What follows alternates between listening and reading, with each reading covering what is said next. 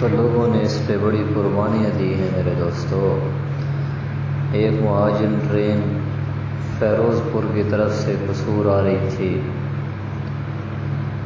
کہ ایک جگہ پہ اس کا استقبال کیا گیا۔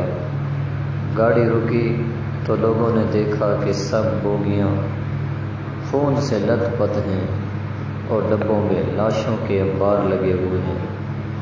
یہ منظر تو اس زمانے کا ایک عام معمول تھا۔ آگے ایک اور قسم کا منظر آ رہا تھا۔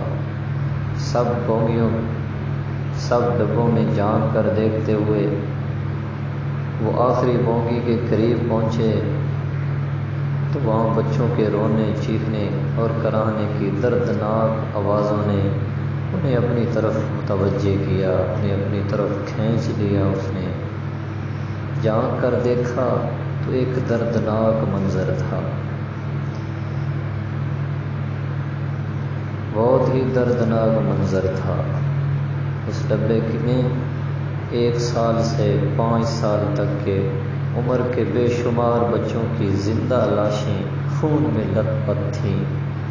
ان بچوں کو ذبح نہیں کیا گیا تھا بلکہ ان کے ہاتھ پاؤں کاٹ کر زندہ لاشوں کی صورت میں پاکستان کی طرف دھکیل دیا گیا۔ کیا اس سے زیادہ اور بھی کوئی درندگی کی مثال تاریخ میں ملے گی؟ اور ایک اور واقعہ 11 ستمبر 1947 کا تاریخ کی کتابوں میں لکھا ہے۔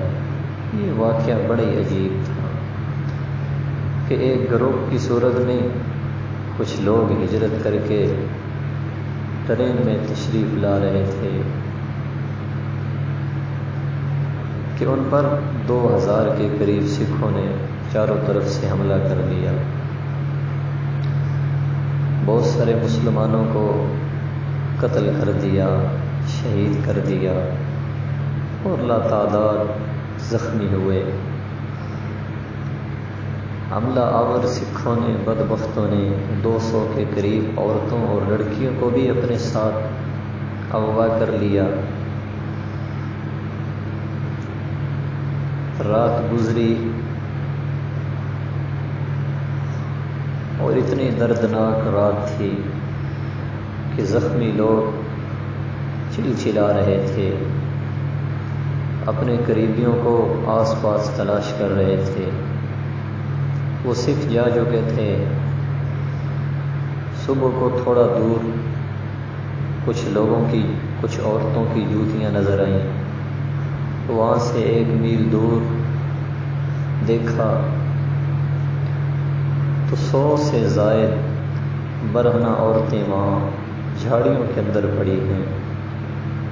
کچھ زندہ تھی اور بہت ساری عورتوں کی چھاتیاں کاٹ کر انہیں موت کے گھاٹ اتار دیا گیا تھا۔ بچوں کو قتل کر دیا گیا تھا۔ عورتوں کی برہنہ لاشیں دیکھ کر یہ اندازہ ہوتا تھا کہ رات میں ان عورتوں کے ساتھ بار بار عصمت-دری کی گئی تھی اور ان کے بعد انہیں قتل کر دیا گیا تھا۔ میرے مسلمان بھائیوں، تحریک پاکستان صرف انہی چند واقعات کا نام نہیں ہے۔ یہ تو ان ہزاروں میں سے چند ایک ہیں جو کتابوں میں درج ہیں۔ ان کے علاوہ ہزاروں اور بھی ہیں جو سنائے تو گئے لیکن کسی رسالے یا کتاب کا حصہ نہ بن سکے، اور ان کے علاوہ ہزاروں کی تعداد میں ایسے قصے ہیں جو مرنے والے اپنے سینوں میں لے کر ہی چلے گئے۔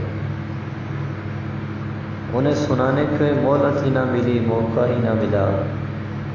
ان واقعات کو پڑھ کر، سن کر پہلا سوال جو ہمارے ذہن میں ابھرتا ہے وہ یہ ہے کہ ہمارے آباء و اجداد نے کس مقصد کے لیے یہ قربانیاں دی تھیں؟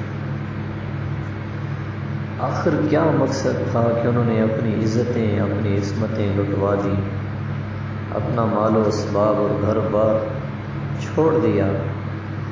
کیا یہ سب کچھ کسی سیکولر معاشرے کے قیام کے لیے تھا؟ کیا یہ سب کچھ کسی معاشری تحفظ کی ترقی کے لیے تھا؟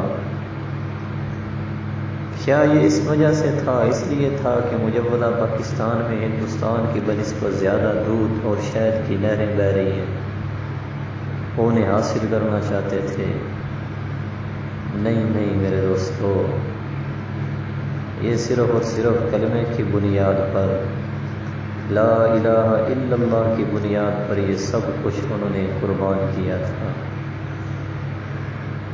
میرے دوستو، سوچنے کی بات یہ ہے کہ ہمارے آباء و اجداد نے اپنا سب کچھ اس خطے کو وجود بخشنے میں لٹوا دیا، قربان کر دیا، اپنی ماں و بہنوں کی عزتیں لٹوا دی، اپنی مال و دولت لٹوا دیا، معصوم بچوں کو چھننی کروا دیا، لاکھوں لوگوں کی خون کی ایک وادی ہے کہ جس کے بعد یہ ہمارے سامنے جو آزادی ہے، یہ آزادی ایسے نہیں ملی۔ ہمیں اس آزادی کی قدر کرنی چاہیے۔ کیا ان اتنے لاکھوں کی تعداد میں لوگ جو دنیا سے چلے گئے، اپنے آپ کو قربان کر گئے، کیا ان کا مقصد یہی تھا پاکستان بنانے کا جو آج ہم لوگ کر رہے ہیں؟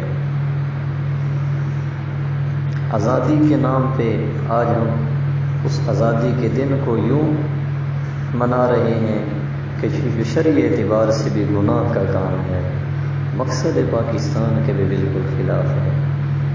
کیا میوزک کو عام کرنے کے لیے پاکستان کی وجود بخشا گیا تھا؟ کیا اس لیے اس کا وجود بخشا گیا تھا کہ مرد و عورت آپس کے اندر مخلوق اجتماعات کریں اور بے حیائی کو فروغ دیا جائے، بڑھایا جائے؟ کیا یہ مقصد تھا پاکستان بنانے کا؟ کیا اس مقصد کے لیے اتنی قربانیاں دی گئی تھیں؟ میرے عزیز اور دوستو، ان گناہوں کی وجہ سے ہم اللہ رب العزت کے ہاں تو مجرم ہیں ہی، ہم ان لوگوں کے ہاں بھی قیامت کے دن جواب دہ ہوں گے کہ جنہوں نے اپنا سب کچھ لوٹا